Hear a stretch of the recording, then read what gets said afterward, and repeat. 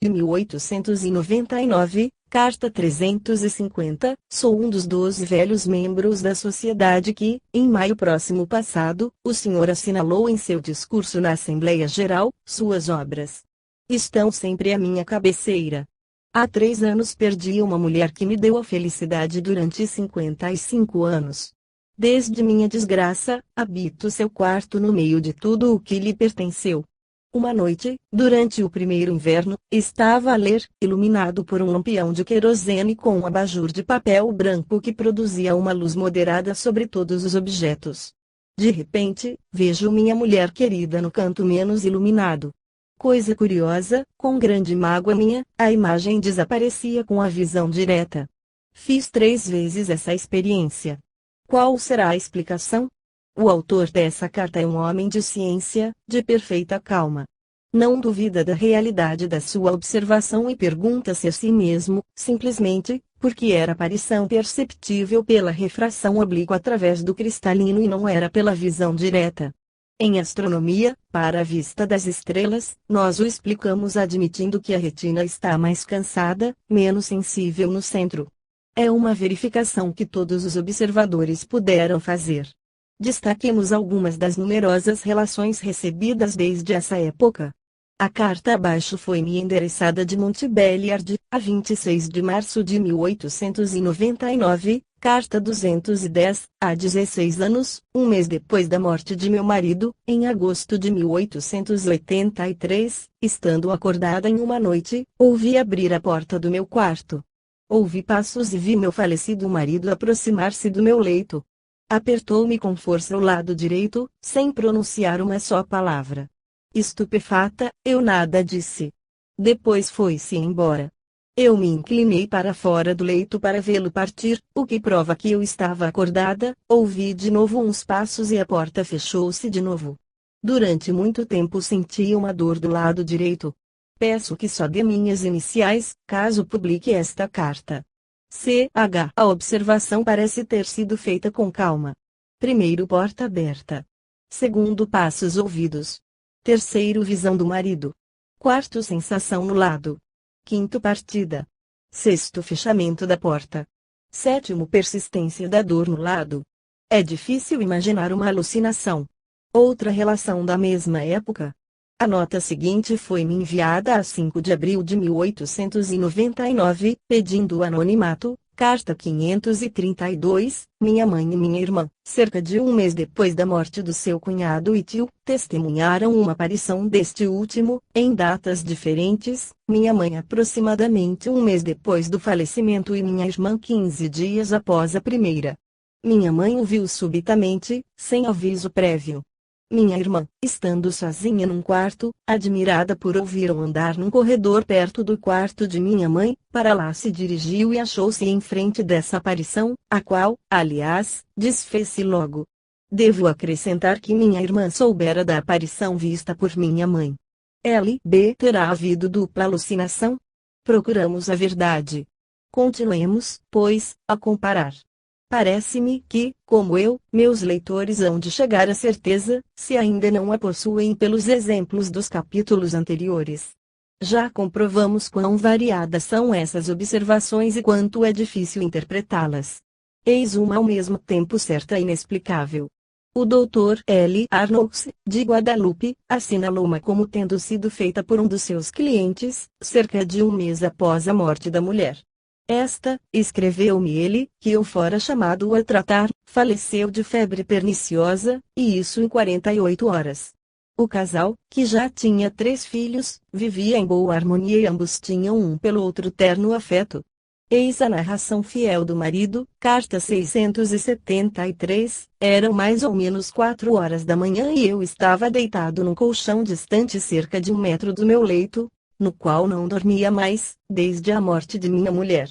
Acordara havia alguns instantes e fumava nesse momento um cigarro que acabara de acender, quando ouvi ruído de passos na escada que vinha terminar no meu quarto.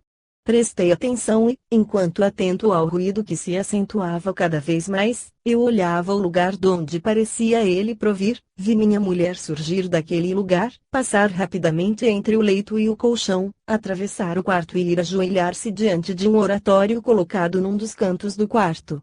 Levantando-se quase logo, voltou sobre os passos, dirigindo-se para a escada. Quando passou por perto de mim, estendi instintivamente o braço como para agarrá-la pelo vestido, gritando, Luluta, apelido pelo qual a chamava habitualmente, mas, passando rapidamente e evitando aproximar-se de mim, sossega, Fernando, disse-me ela imperativamente, imediatamente, ao passo que procurava evitar-me, alcançou a escada onde desapareceu. Levantei-me bruscamente, desci ao andar inferior pela mesma escada e visitei minuciosamente todos os quartos, encontrando-os fechados. 18 de junho de 1899. Dr. L. Arnoux, em Maria Galante, Guadalupe. O sobrevivente nada compreendeu nesta aparição e o mesmo dizemos nós. É sempre fácil explicar tudo com a palavra fatídica alucinação. Mas será isso explicação para tantas observações variadas? Nesse caso o observador estava bem acordado, fumava um cigarro, escutando e olhando com atenção. Continuemos a inspeção do nosso panorama, obedecendo a ordem cronológica. Eis aqui um caso, sob forma de reflexo, visto por 6 pessoas, 6 semanas depois da morte. O Sr. Charles A. W. Lett, do Military and Royal Naval Club de Londres, escrevia no dia 3 de dezembro de 1885, no dia 5 de abril de 1873 o pai de minha senhora, o capitão Townes, faleceu em sua casa em Gambrook Roseray, perto de Sydney, Novas Gales do Sul. Cerca de 6 semanas depois minha mulher entrou por acaso, pelas 9 horas da noite, num dos quartos de dormir da casa.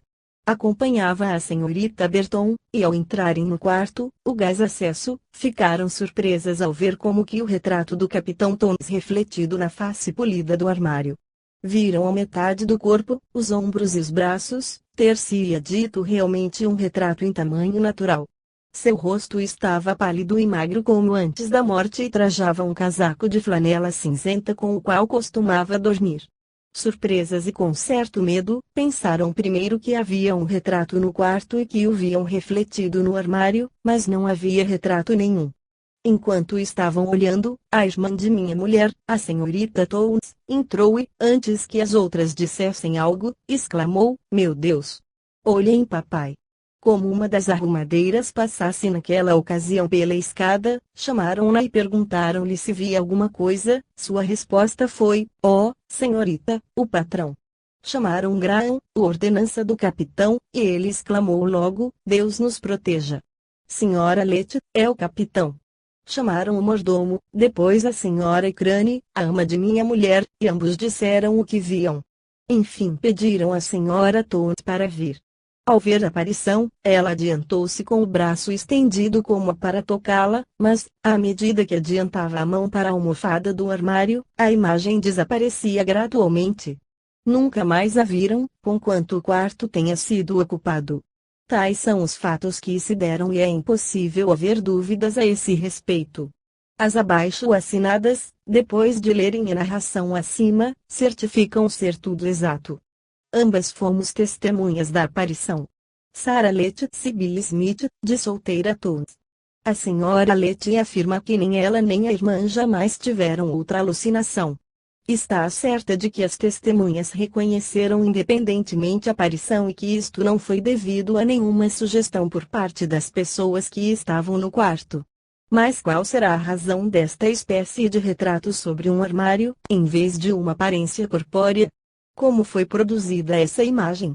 Que foi essa fotografia transcendental de um instante, vista por 6 pessoas? Alucinação coletiva.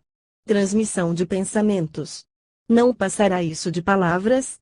A aparição de morta, abaixo transcrita, realizada 1 mês e meio após o falecimento, foi-me assinalada de Pointe-à-Pitre, Guadalupe, numa carta do Sr. Gilbert de Chambertrand, com data de 15 de abril de 1921. Carta 4623, em 1896. Minha mulher e minha cunhada habitavam com o pai em Saint-François, Guadalupe. Cerca de mês e meio antes falecera uma amiga da família, madrinha de uma das moças, que a tratavam de tia Armanda. As duas irmãs iam à primeira missa, mais ou menos às 5:30 da manhã. Desciam a escada, indo na frente a mais velha, quando viram, embaixo, perto do primeiro degrau, um vulto em pé. A mais velha disse para a irmã: "Há alguém lá embaixo." Continuaram a descer até chegarem perto do vulto estranho e a mais moça, fitando com insistência, exclamou: "Tia Armanda." De medo, caíram para trás. O pai acudiu, ao ouvir o grito, mas nada mais se via. A imagem da senhora fora vista bem nitidamente pelas duas irmãs. Estava de braços cruzados, olhar brilhante e um véu cobria-lhe a cabeça, caindo de lado. A aparição ficara imóvel e muda. Atribuir tudo a ilusões, sem causas, torna-se cada vez mais hipotético. São em número demasiado grande e sem causas produtoras determináveis. Uma manifestação de morto, 2 meses após o falecimento, foi assinalada, sob reserva, no capítulo do nosso tomo e ao tratarmos de mortes anunciadas por fenômenos físicos, um irmão aparecendo em sonho à irmã e declarando-lhe que um anel que ela lhe confiara havia sido tirado do seu dedo no momento em que falecia, deixando entrever que esta manifestação poderia ser atribuída não ao morto, mas ao subconsciente do vivo. Todavia não está demonstrado ser o morto estranho a esse sonho. Leia-se de novo essa relação, comparando-a com a que acabamos de publicar. São, como se vê, manifestações realizadas 2 meses após o falecimento. Eis outra, que me foi comunicada por carta a 25 de maio de 1899, carta 713, no ano passado morreu em Marsella, no mês de abril, um tio de meu pai. Naquela época habitávamos todos esta cidade, e quando viemos morar aqui, no Luque, Var, deixamos minha irmã com a tia, sobrinha do falecido. Minha irmã estimara muito esse tio, e durante a vigília mortuária prometera orar por ele. Cedo-lhe a palavra. Um dia havia cerca de 2 meses que falecera e estava sozinha em casa, a cozer, tendo minha gata deitada numa cadeira diante de mim. De repente, vejo-a erguer-se, olhar do meu lado e fazer PFFF, como quando está zangada ou quando há visitas que não conhece. Ao mesmo tempo ouço uma voz apenas perceptível que me dizia: "Maria", e sinto, no meu ombro, como peso e sensação de uma mão que nele se apoiasse com força. Caiu-me o trabalho das mãos. Quis levantar-me, mas a mão apertava-me o ombro. Então pensei: meu Deus, é o pobre padrinho que me vem pedir de novo para orar por ele. Havia alguns dias que eu esqueci a oração habitual. Desapareceu a pressão quando estava a dizer isso. Entretanto, para saber se o gato não soprara por causa de alguém, abri a sala de espera, nada, no corredor ninguém. De então para cá digo sempre uma oração para meu tio e nunca mais senti nada. Não acredito em fantasmas nem em almas do outro mundo, porque sei que a imaginação faz ver coisas que não existem. Porém, neste caso. E a atitude do gato? Senhora H. Pontet, filho, em Luque, Var. Observação igualmente inexplicável. Por que causa esses pedidos tão frequentes de preces? Nossa educação. Vê-se como todas essas observações póstumas se multiplicam. Eis outra bastante singular. A mãe de um médico, morta havia 3 meses, vem numa circunstância fazer-lhe uma pequena revelação útil. Em 1896 a Revue Espírita publicou uma carta assinada por Manfred Meyer, contando um caso de identidade obtida em São Paulo, Brasil, por meio do magnetismo. O caso pareceu ao Dr. Hodgson bastante sério para animá-lo a fazer um inquérito cujos resultados foram substancialmente afirmativos. Eis a história, resumida do jornal of the Psychical Society, 1898, pags 281-295. O Dr. O. Vidigal mora na Alameda do Triunfo com sua família composta de sua mulher, seus 2 filhos e seu velho pai. Sua mãe morreu há 3 meses. Necessitando de uma jovem empregada, foi à agência de imigração, lá tratou para a empregada uma menina espanhola, com 12 anos de idade, que chegara naquele dia e não conhecia uma palavra de português. A menina era órfã de pai. Na mesma noite em que se empregou em casa do Dr. Vidigal, este recebeu a visita do Sr. Eduardo Silva, nascido em Gibraltar e que falava correntemente o espanhol. Este pediu um copo d'água e a menina lhe o trouxe, sendo bom magnetizador, perguntou-lhe, por notável intuição, se consentiria em se deixar magnetizar. Ela anuiu e alguns instantes depois caiu em estado de sonambulismo. De repente, abriu os olhos, dizendo ver coisas extremamente lindas e pediu que não lhe tirassem sua visão. Depois de alguns instantes de contemplação silenciosa, declarou que via seu próprio pai, que este estava falando e ela levou a mão ao ouvido, ajeitando-o em feitio de concha, como que para escutar. Seu pai avisava de que uma senhora de idade, presente nesse momento, tinha que fazer uma comunicação ao Dr. Vidigal, e ela descreveu tão exatamente a senhora idosa que os de casa reconheceram nela a mãe falecida do doutor. Em seguida o espírito da senhora por intermédio da menina médium ordenou ao filho de ir ao quarto onde morara e onde ninguém entrara desde que morrera, ali acharia um vestido de seda preta pendurado na parede e no avesso desse vestido, num bolso cosido, a quantia de 75 pesos, que deveriam ser entregues ao seu marido. As pessoas presentes não fizeram muito caso dessa revelação, mas os de casa, refletindo que a menina estava somente um dia com eles e não podia ter nenhuma informação sobre o que havia dito, decidiram-se a ir verificar a coisa. O Dr. Vidigal custou muito a abrir a porta, pois a fechadura estava enferrujada. Entrou no quarto acompanhado do Dr. Eduardo Silva e mais 3 pessoas desejosas de saber o resultado das pesquisas. Um vestido de seda preto estava pendurado na parede e nele acharam num bolso cosido exatamente a quantia indicada. Pelo resultado do inquérito feito pelo Dr. Odgson e pelo professor Alexander, verifica-se que nem a vidente, nem o magnetizador podiam saber qual o aspecto e as roupas da falecida, pois o Dr. Silva conhecera o Dr. Vidigal depois da morte da mãe deste. Soube-se também que, quando a mãe falecera, o Dr. Vidigal estava em embaraços financeiros e com dificuldade pudera satisfazer as despesas do enterro, circunstância importante porque é fácil de crer que, se ele tivesse sabido da existência desse dinheiro, não o teria deixado onde estava.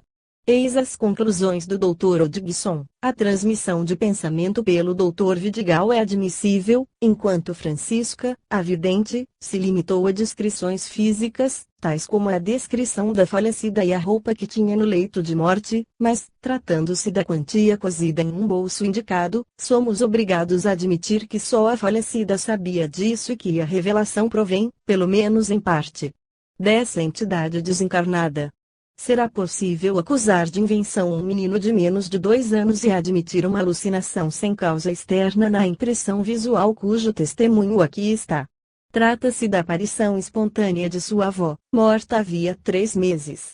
Essa narração foi comunicada pelo Sr. Gabardi, cura de Senhalbim, narram os parentes.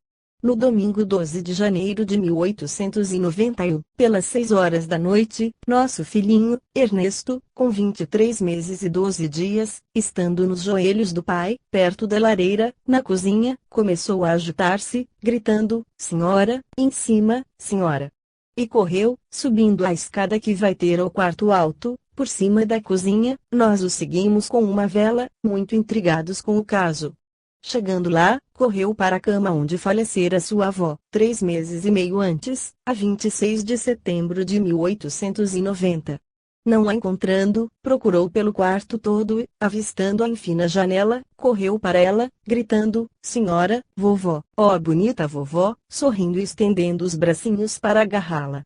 Quando ia chegar à janela, a visão foi para o quarto, perseguindo a ele, mas sem poder agarrá-la até que voltou à janela, onde desapareceu. Ele saudou-a com o gesto e a voz: "Adeuzinho, ó, bonita vovó". Fugiu. "Não vejo mais". "Vamos embora". Tudo isso na sua língua de criança, tão fácil de compreender. No dia seguinte, subiu várias vezes, sem ver nada. 2 dias depois, de manhã, subiu no colo da mãe, procurou, olhando muito tempo e enfim a viu uns 5 minutos e saudou ainda: "Bom dia, vovó, ó, bonita vovó". Ernesto tinha 19 meses e meio quando faleceu sua avó. Amava muito e nunca a tinha visto fora do leito onde faleceu após 8 meses de moléstia longa e cruel. Ernesto não é nem mais nervoso nem mais inteligente do que qualquer menino da sua idade. Quando lhe perguntavam onde estava a avó, respondia que estava no céu, sem saber o que isso significava. Não se tinha falado nela desde alguns dias quando o fato se deu. Bremond José, Sra. Bremond. O Sr. Gabardi acrescenta que pelos registros se vê que Ernesto Bremond nasceu a 8 de fevereiro de 1899 e que a viúva Chardonial, sua avó, faleceu a 26 de setembro de 1890. As informações acima foram colhidas por ele do próprio casal Bremond e pelos dois assinados. Declaro, diz ele, em minha alma e consciência, que os creio incapazes, conhecendo-os bem, de alterar em nada o que eles acreditam ser verdade. O marido é empregado rural, a mulher é uma vendeira, carregada de filhos, e ambos pouco inclinados às coisas de imaginação. Eis agora outro fato, ocorrido também no primeiro ano da morte. Esta comunicação foi-me mandada de Argel a 27 de abril de 1921. Carta 4472, muito querido mestre, sou, desde a idade de 20 anos, sua assídua leitora, tenho 60 agora. Não me animava a escrever-lhe, mas garantem-me que o senhor lerá minha carta. Há 5 anos que meu marido morreu. Deixei meu apartamento e vendi tudo, retirando-me com um de meus filhos. Ora, 3 meses depois do falecimento, voltava do campo onde passara o dia todo, sem ter quase pensado em meu marido. Deito-me, tudo estava escuro, de olhos abertos, vejo meu marido diante de mim numa roupa que desde muito tempo havia usado. Suas feições estavam meigas e calmas, como que iluminadas, não brilhantes, mas nítidas e claras, parecendo imateriais. Pergunto-me a mim mesma, será ele mesmo? Ele se inclina e me beija. É uma ilusão, digo comigo mesma. Percebo imediatamente um cheiro de mentol, quando vivo tinha sempre um lápis de mentol, porque sofria de dor de cabeça. Penso novamente que isso é impossível. Maquinalmente, como por intuição, passo a língua sobre meus lábios e sinto um sabor ligeiramente amargo, não sei se é este o gosto do mentol.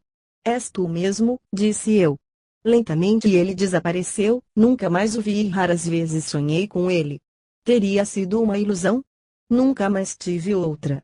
V. Schwartz.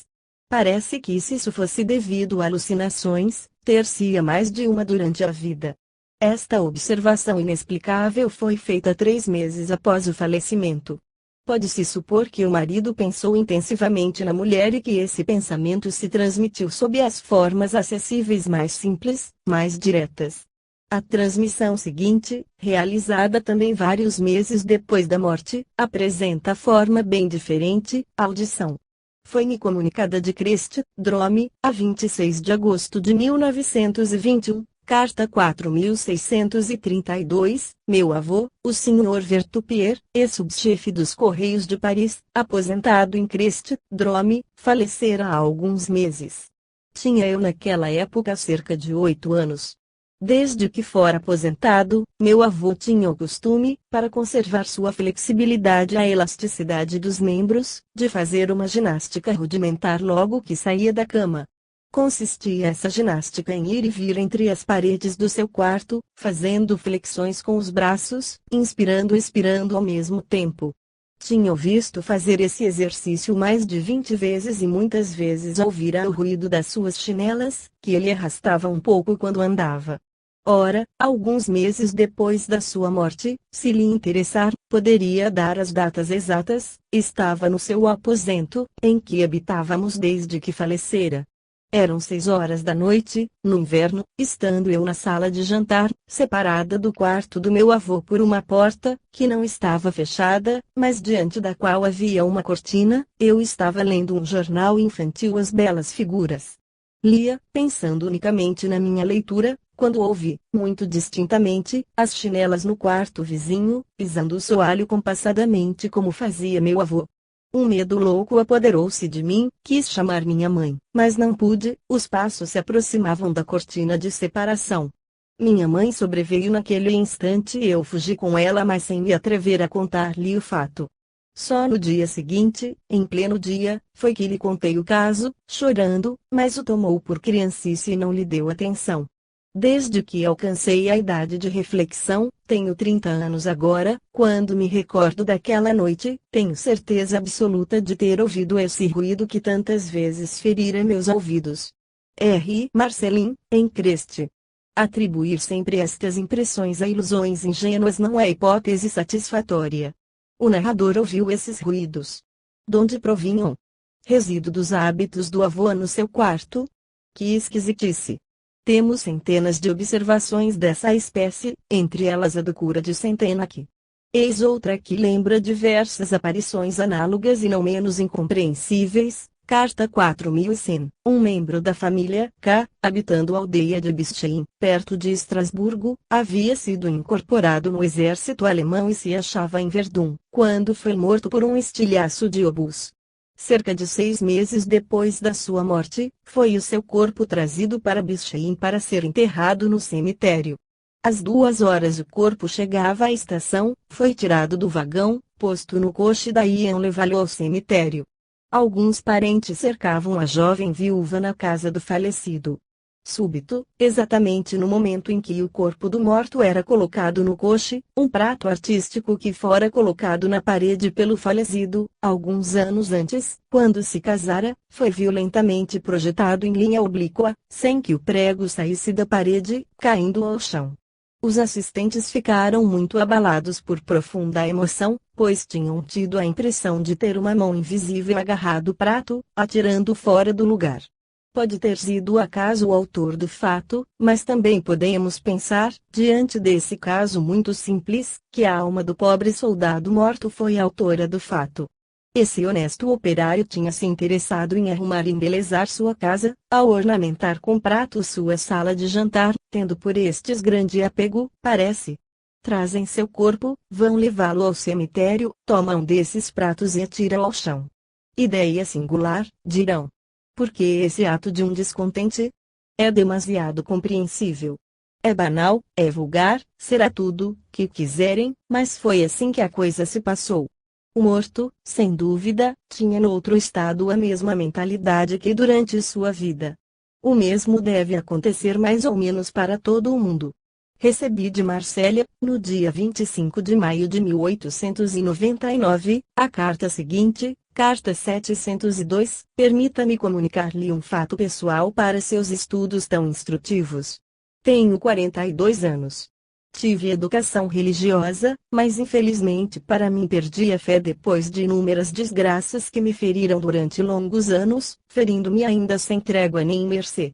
Quase não creio mais, porém educo meu filho como fui educado, feliz por ver-lhe esta fé e estes sentimentos religiosos que fizeram minha felicidade na juventude.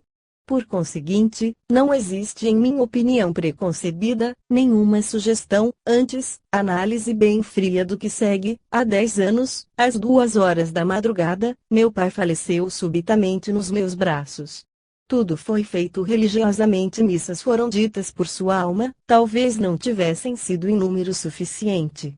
6 meses depois, uma noite, eu e minha mulher fomos acordados por ouvir raspar energicamente a armação da cama. Depois, cada noite, recomeçava na mesma hora, mas ouvia-se raspar ora num lugar do quarto, ora noutro. Cada noite, saía do leito, acendia o gás, mas nada havia. Mandei vir o armador, desarmaram a cama, as cortinas, o dossel, pois julgava que fossem camundongos, mas, qual, nenhum sinal. Ora, nas mesmas noites, na mesma hora, minha mãe, que habitava nossa propriedade, era despertada por um bater de asas no seu quarto. Como bem se compreende, não havia também nenhum sinal no seu quarto. Pensamos em meu pai, mandamos dizer missas e desde então nunca mais ouvimos nada. Acrescento mais, quando desperto de noite, é sempre às 2 horas da manhã. Acrescento a mais, que na segunda ou terceira noite em que fomos despertados minha mulher pensou em meu pai e me disse. Logo e sem o menor receio eu disse em voz alta, papai, se és tu, aparece ou fala. Cessou logo o ruído. Quanto a mim, possuidor de um sangue frio que dizem extraordinário, não duvido dessa quase aparição, pois estou persuadido de não ter sido autossugestionado, tendo analisado minhas impressões no momento em que elas se davam.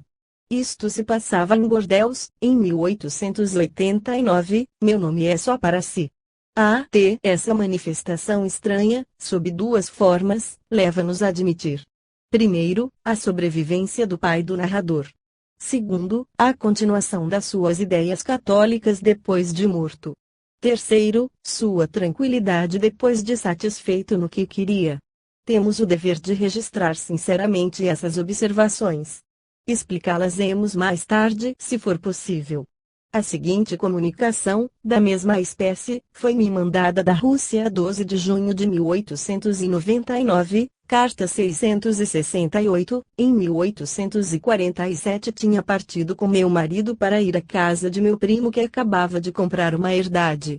E como muitos parentes seus tinham vindo naquele dia para o cumprimentar, houve falta de lugar e armaram camas para mim e meu marido na sala de visitas.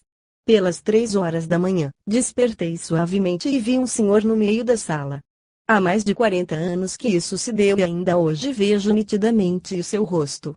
O senhor desconhecido me disse: morri nesse quarto, preciso de suas orações, leia uma ladainha Nossa Senhora para o descanso de minha alma. Chamo-me João. É de admirar que eu não tivesse medo nenhum. Ajoelhei-me logo e pus-me a rezar. Meu marido, que dormia na mesma sala, nada viu nem ouviu, mas viu-me rezar. Depois de orar, adormeci sossegada. No dia seguinte, a pedido meu, contou-me meu primo que realmente, alguns meses antes, um senhor chamado João, esqueci seu nome de família, falecera ali. 2 dias depois a viúva do falecido, que morava a 12 verstes dali, veio contar-nos que naquela mesma noite em que eu tinha orado ela havia sonhado que seu falecido marido lhe pedia para vir agradecer-me ter orado. Devo acrescentar que esta senhora era uma desconhecida para mim. Senhor, tenho 73 anos e na minha idade só se diz a pura verdade e não ousaria escrever-lhe se a coisa não fosse exata e não tivesse ficado presente na minha memória durante toda a minha vida. Helena Danitovich, em Tiraspol, Rússia. A aparição desse morto no quarto do falecimento, coisa desconhecida da narradora, é realmente difícil de negar. Esses pedidos de preces continuam a causar-me surpresa. Mas é leal assinalá-los. O Sr. Moreilon, arquiteto, Rua Reaumur, 102, contou ao Sr. Viter o fato seguinte: um moço foi criado na Alsácia por sua avó. Seus pais faleceram em plena mocidade, morrendo esta quando ele tinha de 20 a 25 anos. Habitou desde então no quarto da avó, onde havia uma poltrona em que ela gostava muito de se sentar. Uma noite, vários meses depois, apareceu-lhe ela sentada naquela poltrona. Esfregou os olhos, fez luz e viu ainda um instante. Depois disso notou que seu cão, muito apreciador da poltrona, lá não estava, acabando por descobri-lo debaixo da cama e todo a tremer. Nunca mais subiu o cão na cadeira de braços. A observação que vamos ler ainda é mais esquisita. Como um distinto correspondente me deu a conhecer que uma religiosa, superiora de um asilo para a velhice, fora pessoalmente testemunha ocular e auditiva de uma aparição de morto em condições de autenticidade dignas de especial atenção, fui eu mesmo a esse asilo para conversar diretamente a esse respeito com aquela religiosa e julgar assim o mais exatamente possível das impressões que ela havia experimentado. Eis o que me relatou, pedindo-me que lhe ocultasse o nome da ordem religiosa a que pertencia. Só o contei ao senhor cura, disse-me ela a princípio. Estou admirada de que o caso tenha sido propalado, não se deu aqui, mas num convento do norte, onde estava há alguns anos. Eram 9h30 da manhã, acabava de levar as crianças, quando, ao chegar perto da grade do convento, notei que a porta da entrada estava aberta. Ia fechá-la, mas, ao aproximar-me, vi um padre encostado nela, pobremente vestido, tendo na mão um bastão cortado em algum galho de árvore mais uma sacola, como um mendigo. Também segurava na mão um grande lenço amarelo, de quadrados.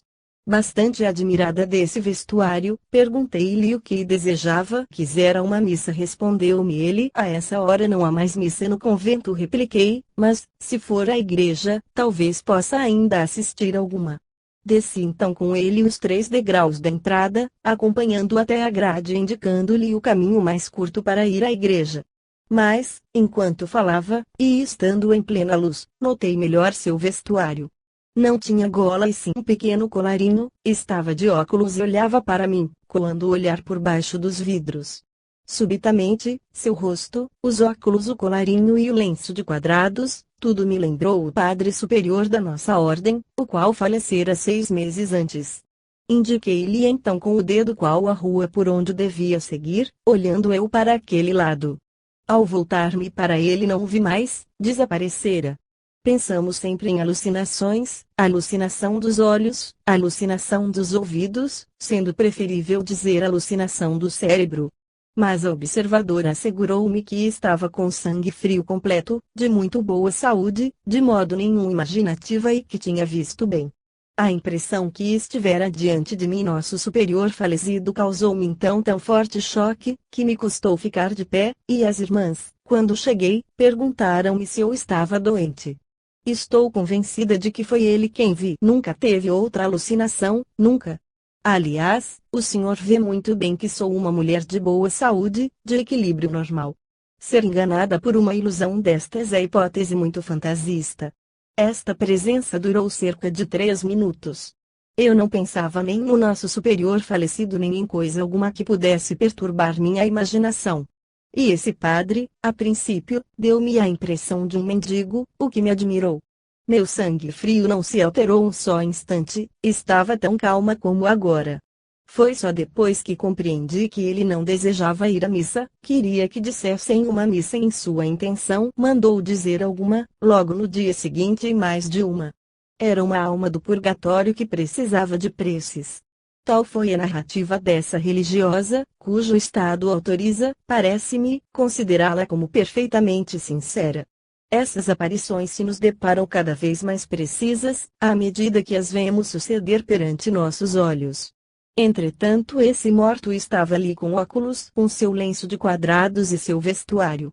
Observação a explicar. Eis outra. A visita protetora de uma mãe morta, ao seu filhinho, aparece no caso seguinte com todos os sinais de autenticidade não duvidosa. Manifestou-se 6 meses depois do falecimento. A narração é do reverendo C. Juppe, diretor do orfanato de Alberlour, Krajelashi. Em 1875 um homem faleceu, deixando viúva e 6 filhos. Os 3 mais velhos foram admitidos no orfanato. 3 anos depois a viúva morreu e amigos angariaram auxílios para colocar as outras crianças. O mais moço tinha 4 anos. Cerca de 6 meses depois da admissão das crianças, uma noite, já tarde, chegaram inesperadamente alguns visitantes. O diretor consentiu em que armassem uma cama para ele no dormitório dos pequenos, que tinha 10 leitos, estando só 9 ocupados. De manhã, ao almoço, esse diretor narrou o seguinte: tanto quanto me lembro, adormeci pelas 11 horas e dormi profundamente durante algum tempo. De repente, acordei sem causa aparente e senti necessidade de voltar-me para o lado das crianças. Levantando os olhos, vi uma luz branda no quarto. Tinham diminuído a luz do gás no corredor e, estando aberta a porta do dormitório, julguei que a luz do quarto provia-se do corredor, mas dali não provinha de modo nenhum. Virei-me e vi uma coisa surpreendente. Por cima do segundo leito, contando da parede, e do mesmo lado do quarto, flutuava uma nuvenzinha luminosa formando um halo semelhante aos que se vêem em volta da lua, nas noites habituais de luar. Sentei-me na minha cama para examinar bem essa aparição esquisita, tomei meu relógio e vi que os ponteiros indicavam 5 minutos para 1 hora.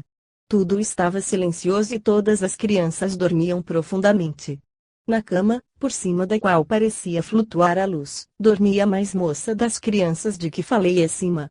A mim mesmo perguntei: estarei sonhando? Não. Estava bem acordado. Tive a ideia de me levantar e de ir tocar a substância ou o que fosse, pois a totalidade da luz tinha 5 pés de altura, mas alguma coisa me deteve. Nada ouvi, senti somente e compreendi perfeitamente estas palavras: fique deitado, nada lhe acontecerá. Não tardei a adormecer de novo e levantei-me às 5:30, conforme o costume. Pelas 6 horas comecei a vestir as crianças, principiando pelo leito mais afastado do meu.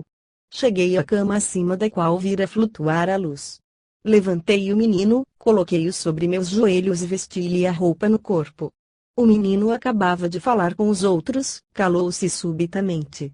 Depois, olhando bem para mim e com uma expressão extraordinária, disse-me: "Oh, Sr. Jupe, minha mãe esteve perto de mim a noite passada.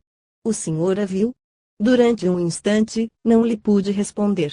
Pensei que era melhor não falar disso e respondi: "Vamos, apressa-te, ou então ficaremos atrasados para o almoço." Nunca mais falou o menino da sua visão, foi o que nos asseguraram, nem também nunca lhe falaram nisso. O diretor confessa simplesmente que, para ele, há nisso um mistério, notou o fato e nada mais, quase completamente certo de não ter cometido erro nenhum na relação do que tem lembrança ainda muito precisa. Em resumo, houve duas observações bem distintas, a do diretor do estabelecimento e a do menino. Como duvidar da realidade do fato? Não apresenta ele o testemunho do amor de uma mãe para seu filho, 6 meses após sua morte? O diretor tinha contado a história à sua mulher, que respondeu ao inquérito da Sociedade Psíquica: "Certifico ser exata essa narrativa, tendo-me ela sido feita na manhã seguinte do acontecimento." Em seguida foi relatada ao bispo e a outras pessoas. Classifico antes esse caso nas manifestações do que nas aparições. Embora sendo um pouco vago, convém acolhê-lo e estudá-lo. Frank Pudmore publicou também no seu livro Apparitions and Thought Transference, Aparições e Transmissões de Pensamentos, e considera-o como uma alucinação telepática.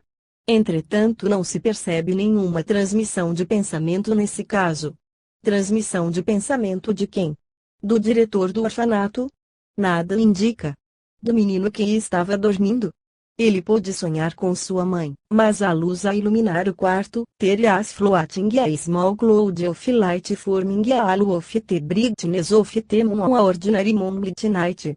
Não, isso não é explicação, não sejamos tão sistemáticos assim. Numa conferência feita na Spiritual Alliance, de Londres, o general Drison relatou o seguinte fato: "Há muitos anos recebi uma manhã um telegrama participando-me à morte de um dos meus excelentes amigos, um clérigo do norte da Inglaterra. No mesmo dia fui visitar uma senhora que afirmava possuir a faculdade de ver os espíritos e de conversar com eles. Quando cheguei lá eu só pensava no meu reverendo amigo. Depois de alguns momentos de conversa com a senhora, perguntei-lhe se não via perto de mim algum espírito recém-saído do mundo. Respondeu-me que viam, falecido recentemente. Pensei que era o clérigo. Mas a senhora declarou-me que a aparição estava vestida de militar e lhe dizia ter morrido de morte violenta. Deu-me seu nome de batismo, o de família e, ainda mais, um apelido familiar que não somente eu mas seus outros irmãos de armas usávamos para o chamar. Indaguei dela outros pormenores sobre sua morte. Ela respondeu que ele fora decapitado e que seu corpo fora tirado num canal, tendo-se passado isto no Oriente não na Índia. Ora, havia 3 anos que não via esse oficial e as últimas notícias que dele tivera davam-no como estando no Indostão. Depois dessa visita fui pedir informações em Woolwich. Soube então que o dito oficial tinha estado na Índia, partindo depois para a China. Algumas semanas mais tarde chegou a notícia de que ele fora aprisionado pelos Xins. Ofereceram uma grande quantia para seu resgate, mas nunca mais foi ele encontrado. Muitos anos depois, tendo estado na Índia com o irmão desse oficial, perguntei-lhe se tinham sabido algo a mais sobre sua morte. Disse-me que seu pai fora à China e lá adquirir a prova de que um chefe tártaro, furioso por ter sido morto um dos seus amigos, mandara cortar a cabeça do oficial, na margem de um canal, atirando neste seu corpo. Farei notar, Cometesger, que, no caso de que se trata, ficam eliminadas a sugestão e a transmissão de pensamentos. O general não pensava no oficial e ignorava o que lhe tinha acontecido. O subconsciente evidentemente não pode também ser invocado. As manifestações de mortos não são tão raras como se pensa. Meu Patrício o Conde A.D.M., pedindo-me para não lhe publicar o nome, assinalou-me um certo número de fatos ocorridos na sua família, cuja autenticidade me garantiu. Deles destacarei somente o seguinte, como pertencendo a este capítulo, reservando os outros para serem publicados ulteriormente. Carta 896, minha prima, a baronesa de M, habitava Paris. Alguns meses depois da morte do seu filho Renato, ao entrar na sala de visitas, em pleno dia, voltando de visitar alguns amigos, não tendo pois o espírito em nada predisposto a isso, deparou com o filho sentado numa poltrona diante da lareira. Fugiu correndo e nunca mais entrou nesta sala. Terminemos este capítulo com a observação seguinte referente a uma manifestação realizada um ano após a morte. Foi publicada pela Revista de Ciências Psíquicas, de Caracas, em novembro de 1913. O Dr. Cabral, diretor do Ateneu Brasileiro, conta que tinha tratado de uma pobre rapariga abandonada, chamada Deolinda, a qual faleceu de tísica. Algum tempo depois, estando o doutor numa localidade bastante afastada, tinha aceitado hospedagem em casa de um amigo, o Sr. Barbosa de Andrade, cuja irmã acabava de cair tão gravemente doente que foi necessário medicá-la durante a noite. Eis o que narra o doutor: uma noite, tendo terminado meus negócios, achei-me tão cansado que me deitei. Duas irmãs, as senhoras Ana e Felícia Dias, me substituíram à cabeceira da doente. Apenas estava eu estendido no meu leito, quando me invadiu intenso sentimento de satisfação. Não podia analisar essa impressão. Breve experimentei uma sensação de contato na cabeça, como se alguém me envolvesse em alguma coisa. Admirado de sentir essa impressão, chamei as duas senhoras que velavam no quarto contigo e a senhora Felícia Dias me disse: vejo na cabeceira de sua cama uma menina vestida de branco, está colocando na cabeça uma grinalda de rosas. Diz que se chama Deolinda e que veio manifestar-lhe seu reconhecimento pela generosidade com que a tratou. Profundamente surpreso com esta afirmação, lembrei-me então que era o dia de aniversário da morte de Deolinda, coisa em que nem eu nem ninguém havia pensado. Nunca falara eu com pessoa alguma dessa casa sobre o que havia feito para Deolinda. Dr. Cabral. Inquérito: essa narrativa foi confirmada com as assinaturas de Manuel Barbosa de Andrade, Emília Barbosa de Andrade, Ana Inês Dias Fortes. Como explicar essa manifestação da morta? Sonho, estando acordado. Mas, nessa hipótese, por que então essa forma, essa grinalda de rosas? Transmissão de ideia da morta. O professor Alexander, que recebeu essa observação, nota que, pelas declarações da família Barbosa, ninguém sabia da história de Deolinda. Acrescenta que a senhora Felícia possuía faculdades mediúnicas muito pronunciadas, Proceedings of T.S.P.R., volume X, pag. 385. Esse exemplo foi extraído do Quête sur les hallucinations, inquérito sobre as alucinações, do professor Sidgwick, no qual colaboraram Mears, Frank Podmore, a senhora Sidgwick e a senhorita Alice Johnson. Eis as deduções dessa comissão: se quiserem excluir a intervenção real de Deolinda, é preciso supor. Primeiro, que o Sr. Cabral se lembrava subconscientemente que este era o dia do aniversário da morte da moça. Segundo, que esta lembrança provocou nele, por associação de ideias, o sentimento da felicidade e sensação tátil que ele experimentou sem com isso influenciar sua memória consciente. Terceiro, que essa lembrança subconsciente foi transmitida telepaticamente à senhora que viu a falecida. Confessemos que esta tríplice hipótese parece desmedidamente forçada e sutil e que um pequeno número de casos semelhantes, tão rigorosamente documentados quando levam a admitir a realidade das manifestações póstumas. Tais são, dentre grande número delas, as observações de manifestações póstumas feitas durante o primeiro ano depois da morte. Passemos também em revista as que mais se afastam da data do falecimento. Aparecem cada vez mais raras. Capítulo 9: Manifestações e aparições de mortos muito tempo depois do falecimento, durante o segundo, terceiro e quarto ano depois da morte. As principais descobertas nasceram da observação exata de fatos inexplicados. Quanto mais nos afastamos da época do decesso, mais raras se tornam as manifestações e as aparições. Em todos os capítulos precedentes tive que eliminar grande número de narrativas para não ultrapassar uma quantidade de páginas já considerável. Deste capítulo em diante é menor a abundância, segundo o meu método apresentarei aos meus leitores as principais, sempre imparcialmente só com o fito de nos instruirmos. Cito-as como as recebi ou recolhi, sem hipóteses explicativas, estas virão depois. As manifestações que se vão ler realizaram-se de 1 a 3 anos depois da morte.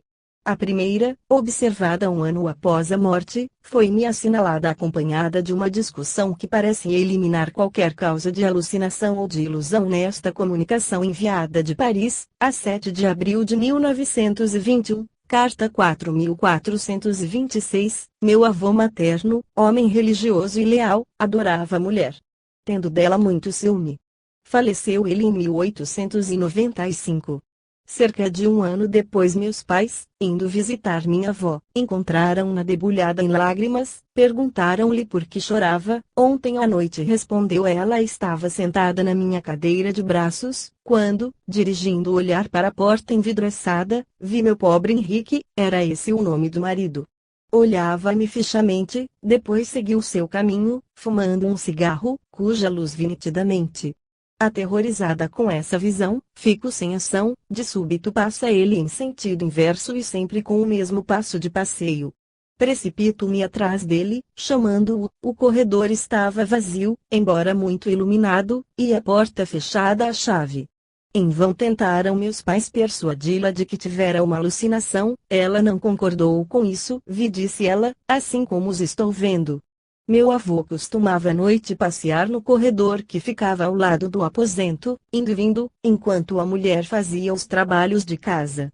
Quando voltava ao seu gabinete, vestia habitualmente roupa caseira e punha um gorro na cabeça.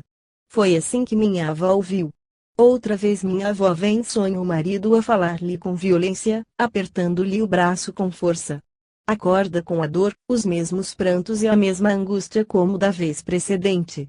A dor no braço persiste. De manhã, uma equimose extremamente extensa é nele visível, como se realmente uma mão forte lhe tivesse apertado o braço. Pelo que diziam meus pais, minha avó não tinha força muscular suficiente para fazer contusão tão grave, aliás nenhum sinal de dedo existia como se daria normalmente se tivesse ela mesma apertado o braço durante o sono. A hipótese de uma pancada acidental teve também de ser recusada. Devo acrescentar que antes desses acontecimentos minha avó, se bem que nervosa por natureza, não era inclinada a crer no sobrenatural e nunca teria admitido fatos dessa ordem. No primeiro caso o fenômeno parece ter sido somente visual, ninguém se lembrou de perguntar se também fora auditivo, ruído dos passos, e olfativo, cheiro do fumo, mas parece que, se assim fosse, minha avó não teria esquecido de dizê-lo. Faleceu ela em 1918, pois, um ponto que não pode ser elucidado. No segundo caso pode-se objetar que uma pessoa nervosa, em estado de crise, dispõe de uma força incomparavelmente maior do que em estado normal. Minha avó nunca teve perturbação alguma neuropática. Seja como for, não se trata, no primeiro caso, de uma aparição vaporosa, na escuridão, mas sim de uma presença material opaca, ocupando um lugar determinado e obedecendo à perspectiva quando se movia, e isto em plena luz. Não posso terminar, caro mestre, sem lhe confessar quanto, em minha casa, temos veneração por si por sua obra e quantas vezes nela encontramos interesse, coragem e consolo. Há 20 anos que meu pai reuniu suas obras, ocupando elas lugar de honra em sua biblioteca. Basta dizer-lhe que fui criado no seu pensar, passando noites a ler suas obras e por si tendo grande gratidão. Asseguro-lhe igualmente a veracidade dos fatos aqui relatados, autorizando-o a servir-se deles sem restrições. Queira aceitar, etc. Henrique Labor. Esta carta vinha acompanhada do atestado dos pais, atestamos a exatidão do que acima está escrito e associamo-nos aos sentimentos de nosso filho. L. Labor Giane Labor, de Solteira del Peuche. Não preciso fazer notar aos meus leitores que, se conservei o fim desta carta, foi simplesmente, como faço nos casos semelhantes, para deixar a impressão da absoluta sinceridade dessas narrativas e para que se veja nada a ver nelas autorizando alguma dúvida sobre a realidade das observações. Só nos devemos ocupar com a sua interpretação. Pois bem, podemos começar perguntando-nos se a primeira visão não foi uma espécie de sonho, estando a pessoa acordada. Ora, a narradora viu tudo em plena luz e correu a procurar o fantasma. O estigma consecutivo ao sonho, mostrando-lhe o marido e fazendo-lhe sentir a pressão de sua mão, indica, por outro lado, uma impressão violenta. Parece-me admissível ter sido o defunto o verdadeiro causador do fato, não porque viesse, da primeira vez, fumando um cigarro e com um gorro na cabeça, o que nada significa, e da segunda quando lhe agarrou o braço, mas por ter projetado nela seu pensamento produtor de imagem, agindo ele por meio da energia física. Essa manifestação é menos evidente do que as fotografias de fantasmas que também teremos que examinar, tem ela igualmente por causa o defunto em comunicação de pensamento com a mulher. A hipótese de uma alucinação é fácil de propor, mas não é de modo nenhum demonstrada. No caso que vem abaixo nem parece admissível, visto nada ter preparado o espectador para isso. A aparição de uma senhorita morta desde 1 ano foi-me assinalada de Sestri Ponente, Itália, em uma carta datada de 22 de julho de 1899, pelo Sr. Giuseppe Cavagnaro, sob juramento. Esta moça, morta aos 18 anos, foi vista atravessando os quartos, não somente pelo narrador, mas também por outros locatários da casa. Foram essas observações feitas com um sangue frio que não dá ensejo de se pensar na hipótese alucinatória. Eis a carta, carta 767, tinha 18 anos e era estudante em Genova, onde morava em casa de meu pai. Uma manhã, pelas 7 horas, estava folheando um livro grego, quando ouvi como que um ruído de porta abrir-se, olhei e vi, vindo em direção da cozinha, uma jovem em camisa, pele branca, alta, bela, cabelos compridos castanhos e cacheados que lhe caíam pelas costas abaixo. Passou diante de mim, olhando-me, quase sorridente, depois entrou no quarto de meu pai, abrindo a porta e fechando-a ruidosamente. Fiquei estupefato e disse comigo mesmo, quero saber quem é e por que está aqui. Cerca de 10 minutos depois meu pai saiu desse quarto mesmo e, como era seu hábito, foi à cozinha para lavar-se. Corri imediatamente para o quarto de onde ele acabava de sair, mas lá não encontrei ninguém.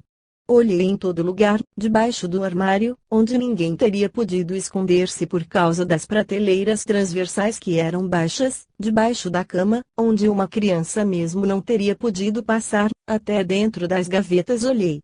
Fui espiar atrás das cadeiras e em todos os recantos, em uma palavra, tudo espiei. Era impossível que a moça tivesse fugido pela janela, pois habitávamos num quarto andar, numa rua isolada, Via Edera número 4. Quando meu pai voltou, depois de ter tomado banho, contei-lhe o sucedido.